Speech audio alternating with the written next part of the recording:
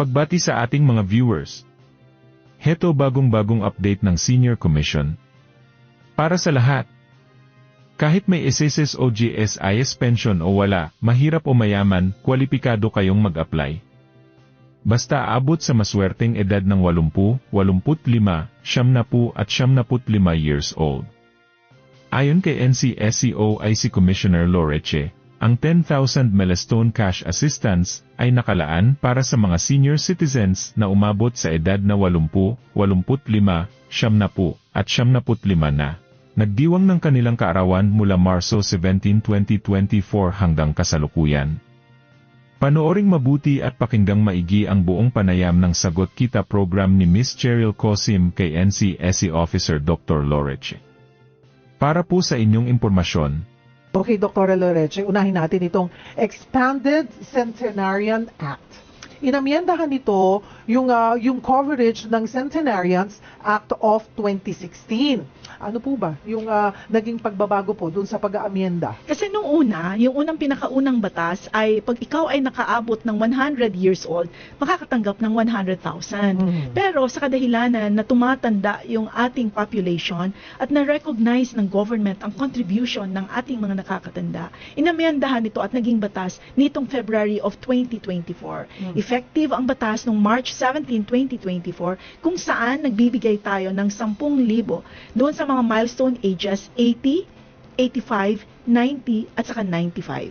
80, sa mga malapit na po mag-80 years old, yung mag-85 years old, 90 years old, at 95 years old, meron. So, yan yung mga octogenarian, kasama And po nonagenarian. And nonagenarians, ang makakakuha po ng 10,000. ayan, 10,000 pesos. Ayan mga kapatid, kasi baka akala nila lolo, uy, kasama ko dyan. Wait. Okay, kung kayo po mag-80 years old, mag-80, 85, 90, 95, meron na po kayo. So, bawat 5 taon. marireach nila yan, makukuha nila yung 10,000, 10,000, 10,000. That's correct. And then pagdating ng 100 years old, 100,000 pesos. 100. So, parang total of 140,000. Ay, 120. Ay, hindi, 140. 140. Math ko tuloy. 10,000 nga po pala. Okay. Nito lamang pong 2024, inaprubahan po ito. Ay, actually, inimplementa na. March 17, 2024. Paano po yung nag-birthday ng January tsaka ng March nung 2024? Hindi na po sila nakasali. Hindi kasali kasi very clear ang batas na after March 17, 2024, when it became implemented, saka sila pwedeng mag-claim nito. Ayan. So, since bago rin po yung batas, kunwari nag-80 po sila noong March 16. Hindi din Hindi kasama. po pwede. Hindi kasama. So, pag March 17, yes. Yes, okay. Pero hindi po pa po nila alam na may ganito na palang batas. So ngayon mag-81 na sila. Pwede pa bang habulin na makuha yung 10,000 kahit lumagpas na sila, going to 81 na po sila? Pagka March 17, 2024 sila nag-80, and then pagkatapos noon March ng 2025, nag-81 sila, pwede yon. Kasi pasok sila doon sa ating period where the law became effective. However, meron lang tayo dyang caveat or a twist because the budget given to us and approved by DBM will cover only January 1, 2025 until December 31, 2025. Sila muna yung mabibigyan. So yung ating March 17, 2024 hanggang December 31, 2024, they will be considered as waitlisted. Waitlisted, pero hindi naman to the point na wala na silang makukuha. Yes, that's correct. Hinihintay lang po tayo ng budget. Yes, hintay lang tayo kasi tayo naman dumulog na tayo sa DBM regarding this matter na humihingi tayo ng karagdagang budget para doon sa milestone agers natin for 2024. Paano pag hindi na parang kinamatayan? Kapag Yung kasi, paghihintay. pag kunyari namatay sila pero pasok na sila doon sa milestone age, pwede i-claim ng kanilang naiwanan na pinakamalapit na kamag-anak. Ayun. Hindi naman po mababaliwala po. Sayang din po yan na 10,000 pesos. So, paano po ang magiging proseso para sa mga nasa Pilipinas at nasa abroad? Magkaiba po ba yung requirements? Ang ikinaganda sa batas na ito, Cheryl, is hindi siya it cuts across all boards. In other words, it cuts across economics and whether you have financial support from the family, may pension ikaw, tatanggap ikaw. Unlike sa ating social indigency program, heto siya can be given or claimed even those Filipinos abroad.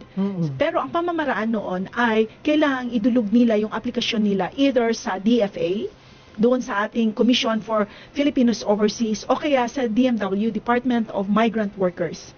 So doon ang kanilang proseso. Pag tayo naman dito, kailangan ang kanilang application will be from the OSCA o kaya sa Local Social Welfare Development Office kung saan sila nandoon at saka ito idudulog, ipaprocess paakyat sa ating regional offices ng komisyon and then saka yan iaakyat sa central office at ihahanda natin yung payroll.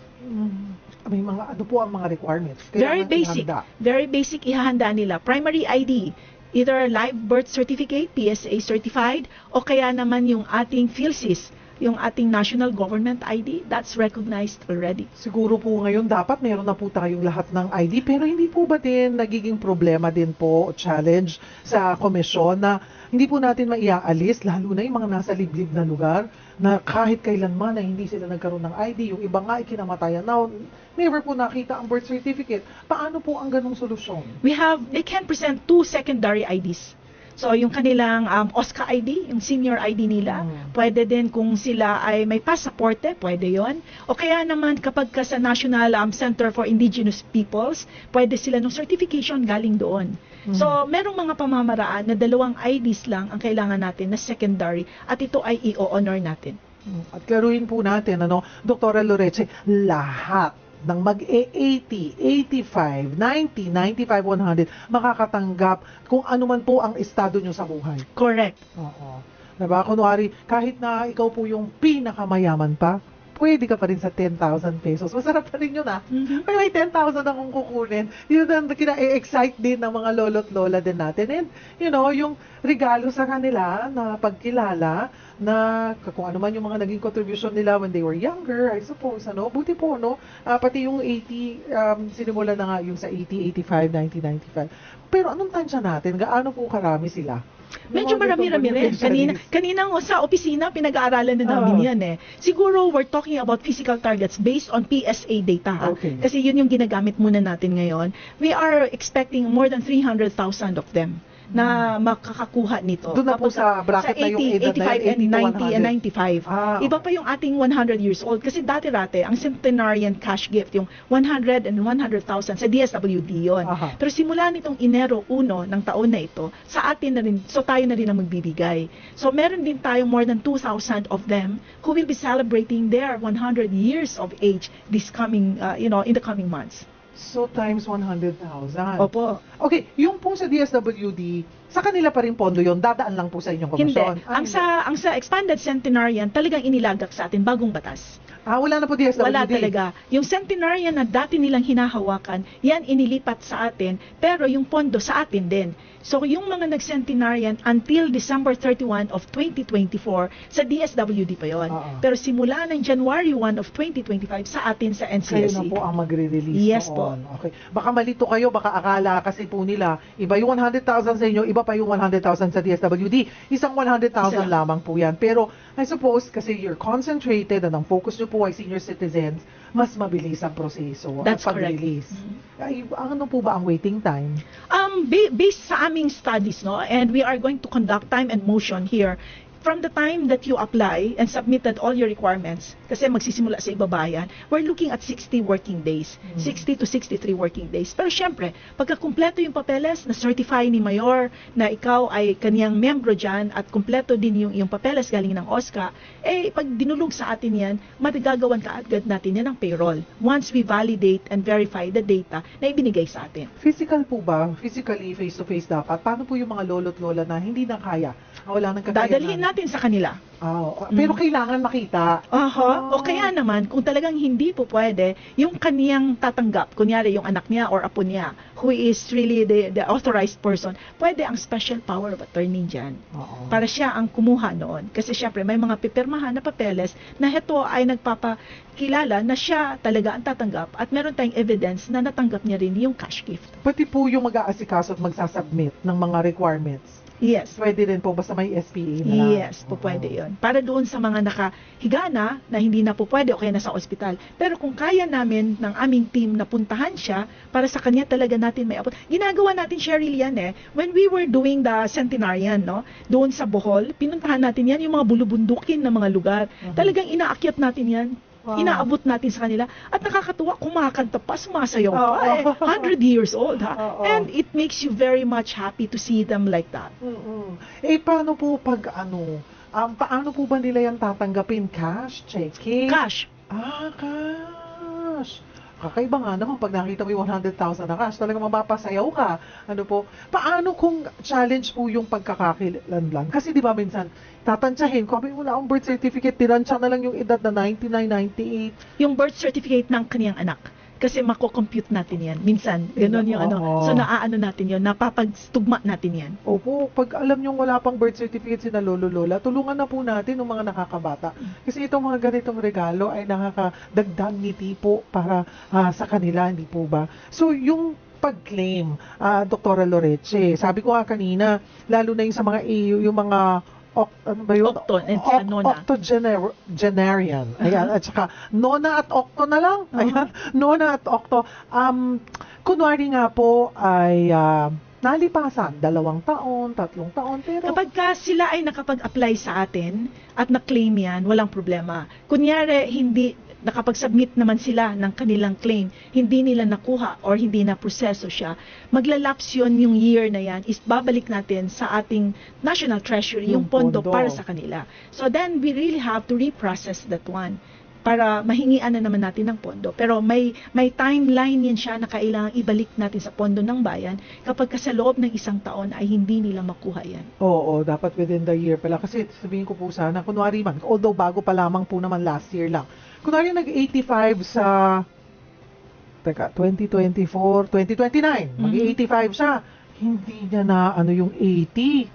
Pwede pa ba niyang habulin? Hindi yun? na. Ay, Kasi hindi retroactive ang batas. Ay, hindi. Oo. Kung baga, the law is very specific that you have to have that milestone age at that specific period in time. Okay. So hindi siya magiging retroactive like you passed by your 80 and then next year 81 ka na, hindi ka pasok doon, hindi pa rin. Okay. Dapat at least man lang nakapag-submit kayo At saka, ng requirement. pwede kang mag-submit kunyari, prior to your birthday, 4 to 6 months prior to your birthday. Ay, asikasuhin nyo na po kung kayo turning 80 na, di ba?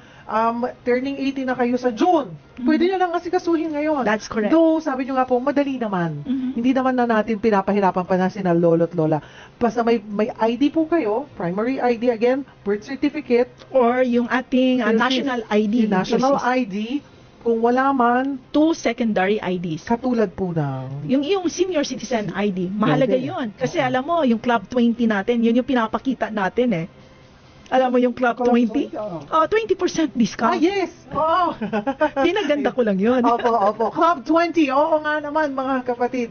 Ako nga 10 years pa, pero nakaka-excited. Kakaiba, ang laki din ha. Pag biniinutusan po ako ng nanay kong bumili ng mga gamot niya, akong bahala dyan, kaya ko yan. Kasi ang laking tipid din po. That's na plus nakukuha. 12% ba? Ayun pa, Pagkagamot. yes. Oo, sa mga senior. Ayan. O mga kapatid, simula pa lamang po ng ating discussion with Dr. Loreche. Baka po kayo may mga concern, may mga katanungan, gustong iklaro, ano po, maaari po kayong tumawag sa ating tanungan hotline sa 8689-3289 or sa 8689-3290. Diretso po namin kayong ipapakausap kay Dr. Loreche para po matugunan ang inyong mga concern.